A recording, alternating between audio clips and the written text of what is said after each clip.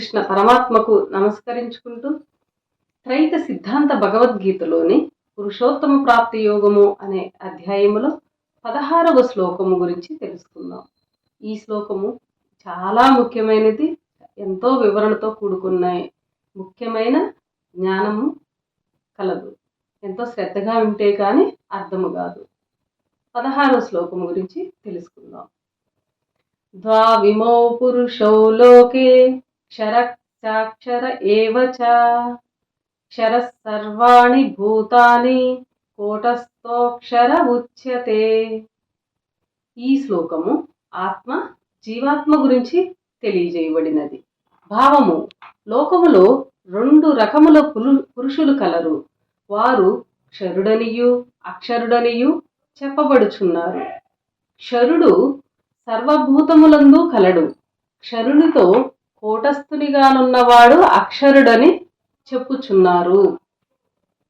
వివరము: ప్రపంచము తయారైన తర్వాత మొట్టమొదట పుట్టినది ఆత్మ. ఈ ప్రపంచమంతా తయారైన తర్వాత మొట్టమొదట పుట్టినది ఆత్మ.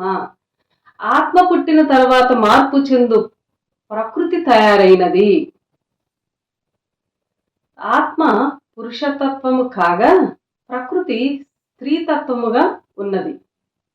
ఆత్మను పురుషతత్వముగా, ప్రకృతిని స్త్రీతత్వముగా ఎందుకు చెప్పాలి అను ప్రశ్న కూడా రాగలదు. దానికి సమాధానము: మొదట ఏదైనా పుట్టుకకు బీజము అవసరము. బీజముంటే దానికి సంబంధించినది పుట్టును. మొదట ప్రపంచము పుట్టుటకు బీజము ఒకటి కలదు. అది ఏదీ కానిది, అది ఏ పేరు లేనిది. దాని నుండి పుట్టినది ప్రకృతి. ప్రకృతి ఉత్పత్తి చేసిన బీజము పురుషునిగా, ఉత్పత్తి చేయబడిన ప్రకృతి స్త్రీగా లెక్కించబడి ఉన్నది. ఈ విషయమునే వెనుక గుణత్రయ విభాగ యోగములో 3-4 శ్లోకముల్లో స్పష్టముగా తెలియజేయబడినది. భరించువాడు భర్త, భరించబడినది భార్య అన్నట్లు ఉత్పత్తి చేయునది పురుషుడు, ఉత్పత్తి చేయబడినది స్త్రీగా లెక్కించి చెప్పుచున్నాము.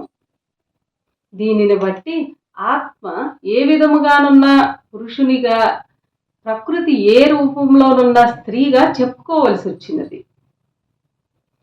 పురుషుని నుండి పుట్టినది ప్రకృతి. పురుషుని నుండి పుట్టినది ప్రకృతి. విశ్వమున్నంత వరకు పురుషతత్వము గల ఆత్మ, స్త్రీతత్వము గల ప్రకృతి ఉంటుంది. మొట్టమొదట ప్రపంచము తయారైన తర్వాత పురుషుడని చెప్పుకొను దాని నుండి ఆత్మ బహిర్గతమైనదని విభూతి యోగములో 6వ శ్లోకమునందే తెలుసుకున్నాము. బహిర్గతమైన ఆత్మ 7 భాగములుగా విభజించబడినదని కూడా తెలుసుకున్నాము. 7 భాగములలో పై భాగమునందు గల ఆత్మ భాగము కొంత చర ప్రకృతి భాగముల చేత వేరు చేయబడినది. ఆ విధముగా వేరు చేయబడిన కొంత ఆత్మను ప్రత్యేకమైన పేరుతో పిలుస్తున్నాము. దాని పేరే జీవాత్మ. ఏది కాని దాని నుండి, దాని పేరే జీవాత్మ. ఏది కాని దాని నుండి దాని అంశతో విడివడిన దాని పేరు ఆత్మ కాగా, ఆత్మ నుండి విడిపోయి ప్రత్యేకమైన భాగముగానున్నది జీవాత్మ అని జ్ఞప్తికి పెట్టుకోవలెను.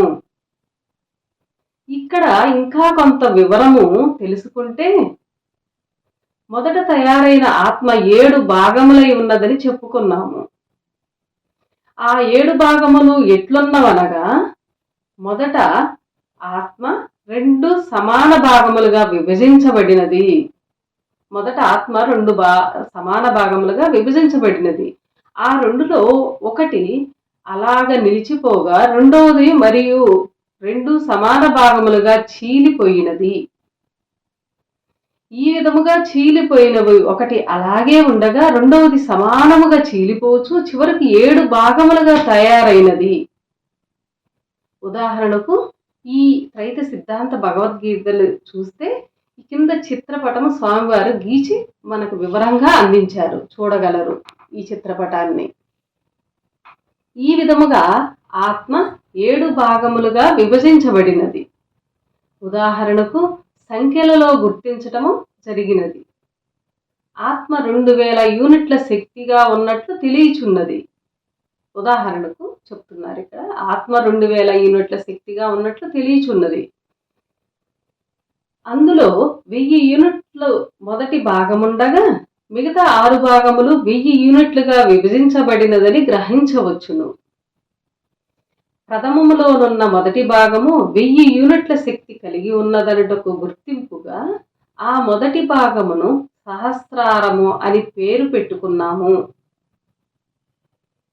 ఇది తెలిసిపెట్టిన పేరు కాకున్నను కాకతాళీయముగా సహస్రారమనియే పేరు వచ్చినది. ఇదంతా ఏ శాస్త్ర ప్రమాణంతో చెప్పుచున్నారని అడగవచ్చును. దానికి అంటే స్వామివారు ఏం చెప్తున్నారు, దానికి స్వామివారి జవాబు ఏమనగా, ఇదంతయు బ్రహ్మ విద్యా శాస్త్ర ప్రమాణంతో చెప్పబడినదని తెలుపుచున్నాము అని స్వామివారు చెప్తున్నారు. ఇక్కడ ఇదెక్కడి శాస్త్రం అనుకోవద్దండి. ప్రపంచంలో గల షట్ శాస్త్రములలో పెద్ద శాస్త్రము ఇది. మిగతా 5 శాస్త్రములు దీనికంటే చిన్నవి. 5 శాస్త్రములు ప్రకృతికి సంబంధించినవి కాగా 6వదైన బ్రహ్మ విద్యా శాస్త్రము పరమాత్మకు సంబంధించినది. బ్రహ్మ విద్యా శాస్త్రము ప్రకారము ఆత్మ 7 భాగములుగా విభజించబడగా తర్వాత చర ప్రకృతి వలన తయారు చేయబడిన బుద్ధి, చిత్తము, అహము, మనస్సు వలన జీవాత్మ తయారైనది. జీవాత్మ ఆత్మలోని కొంత భాగమేనని తెలుసుకున్నాము కదా. ఆత్మలోని ఎంత భాగముతో జీవాత్మ తయారైనదని ప్రశ్న వస్తే దానికి జవాబును కూడా చూడవలసి ఉన్నది. ఇక్కడ ఆత్మ 7 భాగములో మొదటి భాగము 1000 యూనిట్లుగా ఉందనుకున్నాము కదా. ఆ 1000 యూనిట్లలో సగము 500 యూనిట్లను చరా ప్రకృతి చీల్చుకొని బుద్ధి, చిత్త, అహంకార రూపములతో చుట్టుకొనగా జీవాత్మ అయినది. అనగా మొదటి ఆత్మ భాగములో సగము జీవాత్మగా తయారైనది. ఆ వివరము అర్థమవునట్లు బొమ్మ రూపంలో ఈ త్రైత సిద్ధాంత భగవద్గీతలో స్వామివారు స్పష్టంగా గీసి రాసి మనకి చూపించారు, చూడవచ్చును. ఈ విధముగా మొదటి భాగములో సగము జీవాత్మ కాగా మొదటి స్థానములో ఆత్మ 500 యూనిట్లుగా ఉండగా రెండవ స్థానంలో కూడా 500 యూనిట్లే ఆత్మ భాగం ఉన్నది. ఇలా పైన 2 స్థానముల్లో ఆత్మ సమాన బలము కలిగి ఉండగా క్రింది 6-7 స్థానములలో 31.25 యూనిట్లుగా సమానముగా ఉన్నది. ఈ 7 భాగముల ఆత్మస్థానములనే సప్త స్థానములని గుర్తింపు పేర్లను కూడా ఆ స్థానములకు పెట్టడము జరిగినది. పైన గల మొదటి స్థానమును సహస్రారము అని పిలవగా రెండవ దానిని ఆగ్నేయ స్థానము, మూడవది విశుద్ధము, నాలుగవది అనాహతము, 5వది మణిపూరకము, 6వది స్వాధిష్టానము, 7వది ఆధారము అని చెప్పడము జరిగినది. 7 ఆత్మ భాగములు శరీరములో 7 నాడీ కేంద్రములను ఆక్రమించుకున్నవి.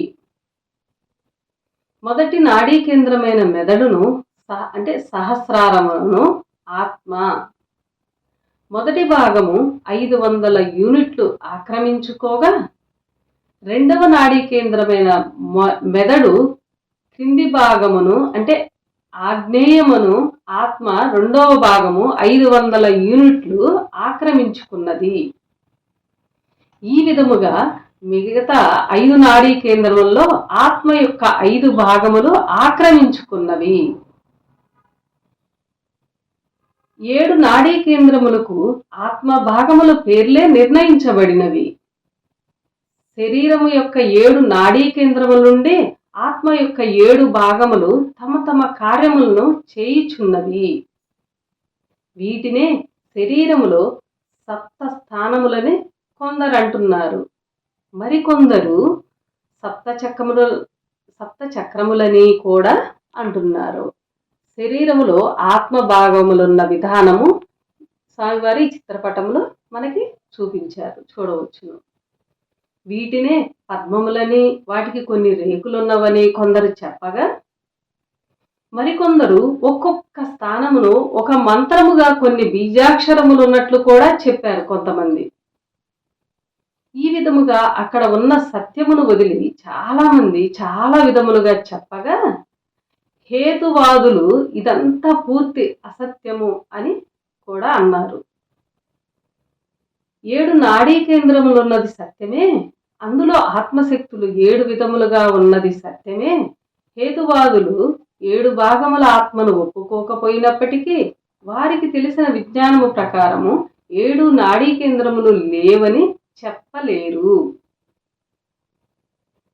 ఇక్కడ ఇంకొక విశేషం ఏమంటే, 500 యూనిట్లుగా ఉన్న మొదటి సహస్ర నాడీ కేంద్రము, రెండవ ఆగ్నేయ నాడీ కేంద్రము 2 ఒకే మెదడు స్థానంలో పైన క్రింద ఉండగా, 31.5 యూనిట్లుగానున్న 6వ స్వాదిష్టాన నాడీ కేంద్రము, 7వ ఆధార నాడీ కేంద్రము 2 వెన్నుముక చివరి భాగములో ఒకే చోట పైన క్రింద కలవు.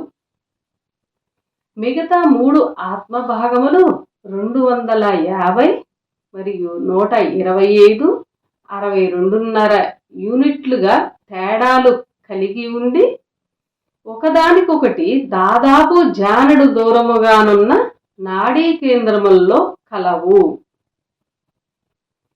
ఒక్క చోట గల పై 2 కేంద్రముల ఆత్మ పని దాదాపు ఒకేలాగుండును. అలాగే క్రింద ఒక్క చోటనున్న 2 నాడీ కేంద్రముల్లోని ఆత్మ పనియు దాదాపు ఒకే విధముగా ఉండును.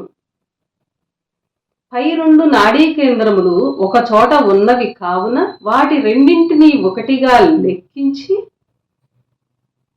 కింద 2 నాడీ కేంద్రములు కూడా ఒక్క చోటవే కావున వాటిని కూడా ఒకటిగా లెక్కించినట్లయితే మధ్యలో 3ంటిని లెక్కించి చూసిన మొత్తము 5 భాగములుగా తెలియచున్నవి.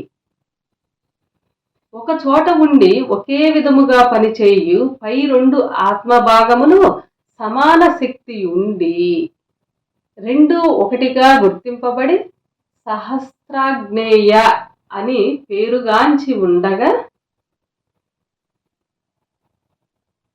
అలాగే కింద 2 ఆత్మ భాగములు సమాన శక్తి కలిగి ఉండి ఒకటిగా గుర్తింపబడి స్వాదిష్టాధార అని పేరుగాంచి ఉన్నది.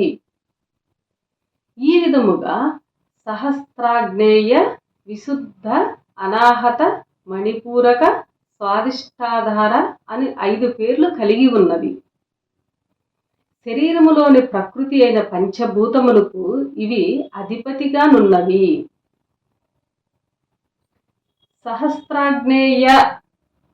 సహస్రాగ్నేయము ఆకాశతత్వమునకు, విశుద్ధము గాలితత్వమునకు, అనాహతము అగ్నితత్వమునకు, మణిపూరకము నీటితత్వమునకు, స్వాదిష్టాధారము భూమి తత్వమునకు అధిపతిగా ఉన్నవని తెలియవలెను. ఇక్కడ కొందరికి మరొక ప్రశ్న రావచ్చును. అదేమనగా, ఆత్మ 2000 యూనిట్ల శక్తిని కలిగి ఉన్నదని చెప్పారు కదా, అది అందరిలో 2000 యూనిట్లే ఉంటే అందరూ ఒకే బలము కలిగి ఉండాలి కదా. ఆ విధముగా అందరూ ఒకే బలము కలిగి ఉన్నట్లు ఎక్కడా లేదు. ఒక్కొక్కరు ఒక్కొక్క బలము కలిగి ఉన్నారు కదా. దీనిని బట్టి 2000 యూనిట్లు అందరిలో లేనట్లే కదా అని అడగవచ్చును. అంతేకాక యూనిట్ అంటే ఎంత కొలత అని కూడా అడగవచ్చును. దానికి స్వామివారి జవాబు ఏమనగా, ఒకే పొడవు ఒకే వెడల్పు కలిగిన విస్తీర్ణంలోనున్న శక్తిని ఒక యూనిట్ అనుచున్నాము. పొడవు వెడల్పు ఒకే కొలతతో ఉన్న చతురస్ర శక్తిని ఒక యూనిట్ అనుచున్నాము.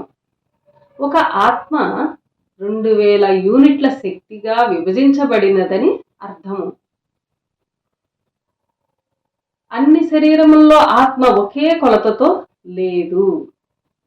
ఒక్కొక్క శరీరములోని ఆత్మ ఒక్కో పరిమాణముతో ఉన్నది.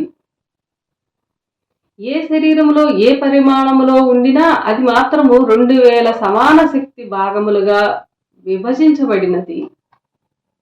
ఆత్మ అది ఉన్న శరీరమంతా వ్యాపించి ఉన్నది. శరీరమంతా వ్యాపించిన దాని వలన ఆత్మ శరీర ఆకృతిని పొంది ఉన్నది. శరీరమంతా వ్యాపించిన ఆత్మ ప్రత్యేక సమయములో అనగా బ్రహ్మయోగములో 1500 యూనిట్లు 500 యూనిట్లుగా మారిపోగలదు. ఒక యూనిట్లో 2 యూనిట్ల చొప్పున అణిగిపోగలదు. తిరిగి విడిపోయి శరీరమంతా వ్యాపించి 1500 యూనిట్లుగా మారిపోగలదు. ఆత్మ మొదటి స్థానమైన 500 యూనిట్లో క్రింది 6 స్థానములోని 1000 యూనిట్లు చేరిపోగలవు. పైవి కిందవి అన్ని 15 యూనిట్లు 500 యూనిట్లుగానే ఉండిపోవును. యూనిట్ అనున్నది పరిమితమైన కొలతతో లేదు. ఆత్మ ఒకే పరిమాణంలో కూడా లేదు. ఒక్కొక్క శరీరంలో ఒక్కొక్క పరిమాణంలో గలదు ఆత్మ. కావున ఒక్కొక్క శరీరమునకు ఒక్కొక్క శక్తి ఉండును. పరమాత్మ నుండి వచ్చిన ఆత్మ ఒకే కొలతలో లేకుండట వలన శరీరములకు వ్యత్యాస బలములు కలవు. పరమాత్మ నుండి వచ్చిన ఏ ఆత్మైనా 2000 యూనిట్లుగానే సమానముగా విభజించబడినది. అంతేకాక అందరికీ తెలియని విషయం ఒకటి కలదు ఇక్కడ.